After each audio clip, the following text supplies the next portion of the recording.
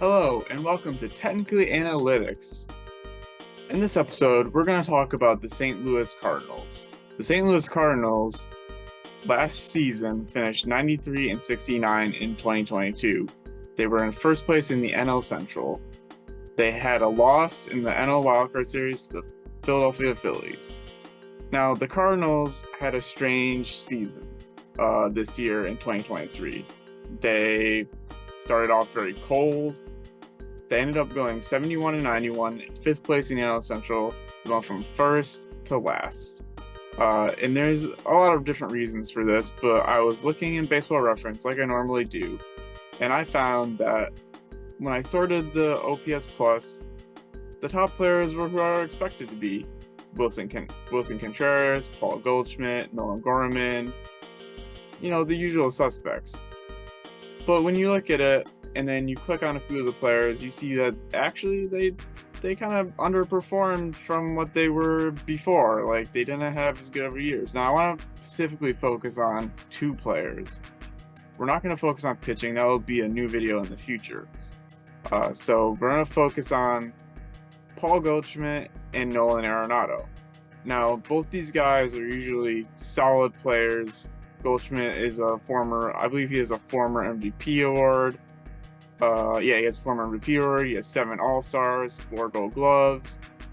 This guy's like an all-time first baseman in the league. He's been playing for a long time. He has, what does he have? He has 11 years of service time. So he's been a very good player for a very long time. And Arenado, as many people know, is a defensive wizard at third. He also hits pretty well usually.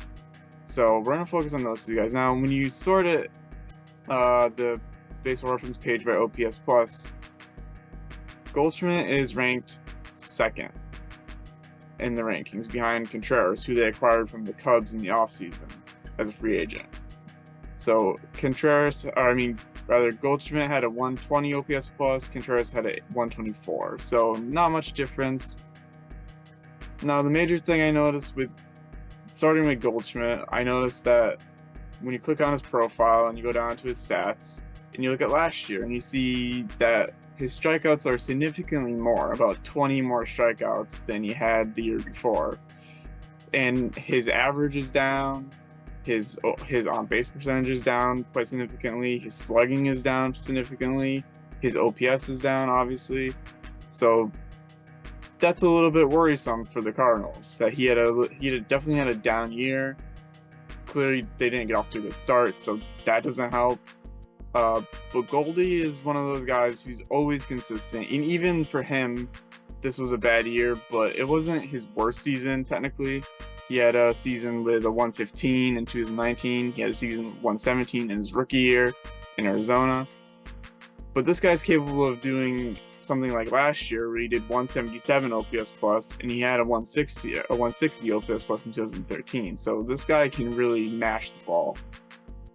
He has 340 career homers, so this guy is going to be around the 400 in terms of homers. He's really going to he's going to be a Hall of Fame. Like, this guy's going to be a Hall of Fame.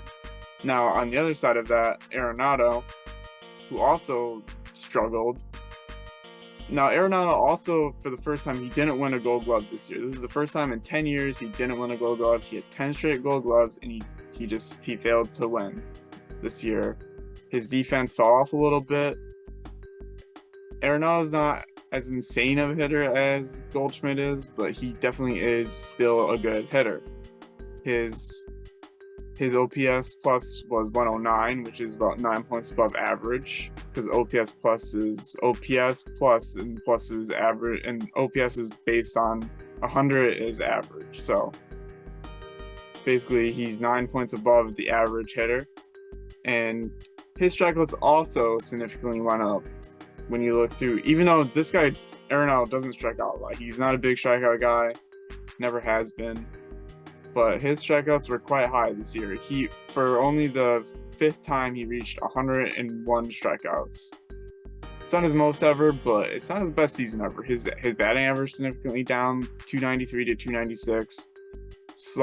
On base percentage is down, slugging is down, OPS is down. OPS plus is down significantly from last year.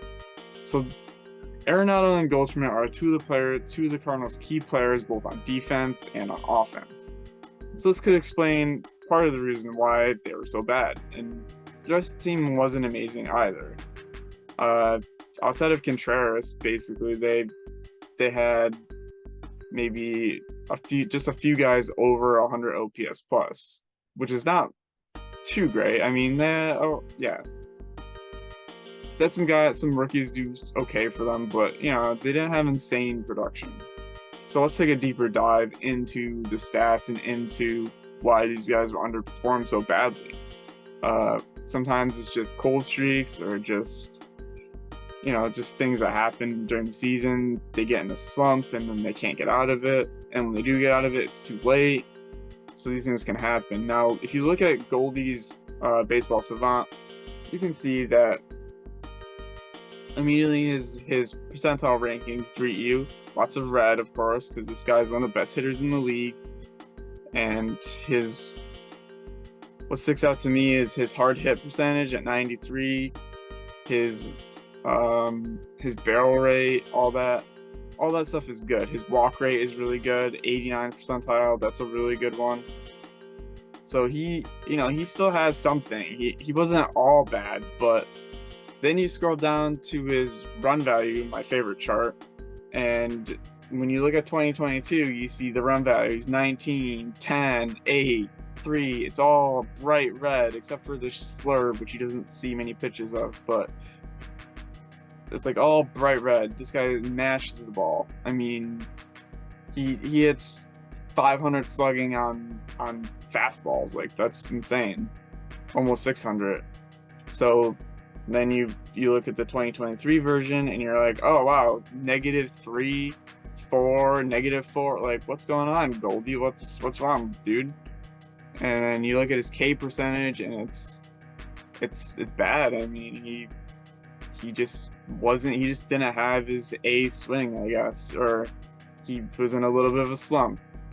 So telling by the run value, it looks like his weakest pitches were sinker and four-seamer. Those were the weakest ones. He really killed changeups. He had a 674 slugging, 372 batting average, 45 WOBA, only a 27 whiff percentage, and a 24.2 K percentage, which isn't his low. 21.3, which is one of his lowest, outside of the cutter, which was pretty decent for him.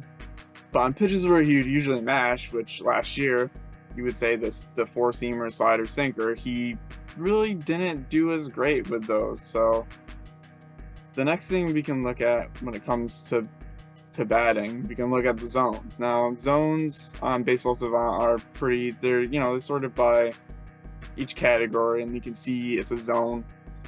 And when you look at I like to look at his strikeouts by zone. So he misses down and away, and in the middle, he kind of like around the outside of the zone, but down and in, he's really good with that, or really bad actually. So he definitely had some problems finding the ball, looks like.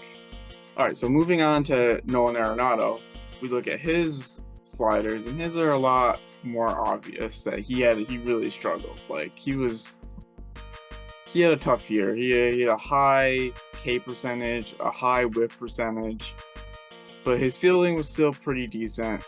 His sprint speed is really low, but for some reason, I'm not sure what that's about. Then when you scroll down to his run value chart, you can see that he also struggled more than he did in 2022. He was still okay against fastballs. He still had an 11 compared to a 14 in 2022.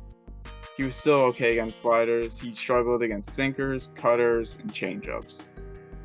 And in 2022, he still struggled against changeups, -2, but he struggled even more this time.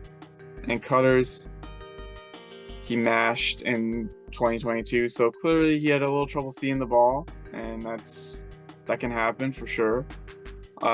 His slugging was actually better on the fastball than last year.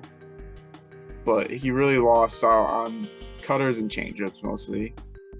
25% put away rate on the changeup and 15 on the cutter. So those are tough numbers for him. You can look at his zones as well, and you can see that on the whiffs, a lot of whiffs inside the zone, misses by zone, a lot of misses down and away. He had a tough season. Similar to Goldschmidt, he had a really tough season. His zones really kind of show. You could see that a lot of zones like batting average and on base percentage. You can see where he really slugged as well. That's a good one. So I think the combination of those two guys really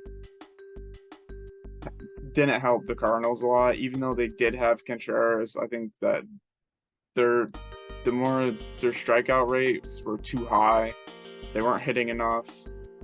And, you know, the other guys on the team didn't pick up the slack as much as they could have, probably, even though they had some good performances from the rookies like Jordan Walker, who had a 114 OPS plus. He did pretty decent for only... He played 117 games. He had a 226 batting average, 342 on base percentage, 444 slugging, and a 787 OPS, which is not so bad. But obviously, with the struggles of Goldschmidt and Arenado, those guys were really the heart of their team, some of the best players. And it's also hard to forget to mention that, you know, Yadier Molina retired, and he was like the heart of that team, the captain. So you have to wonder if that had an effect. I mean, nothing against Contreras, who was a much better hitter than Yadi. Yadi was a very average hitter comparatively to Contreras, but Contreras still put up 20 home runs, 67 RBIs. And his strikeouts weren't out of control compared to last year. He had, he had a few more strikeouts than last season, but only about 8 more, which is nothing. So, I mean, and compared to 2021, it's a lot less. So yeah, that's my analysis of the Cardinals and what went wrong for them in the hitting department. And next video, I'll talk about pitching, and we'll see which pitchers did well and didn't do well. And it's pretty clear that a lot of them didn't do well. But anyway, thanks for watching. Like and subscribe.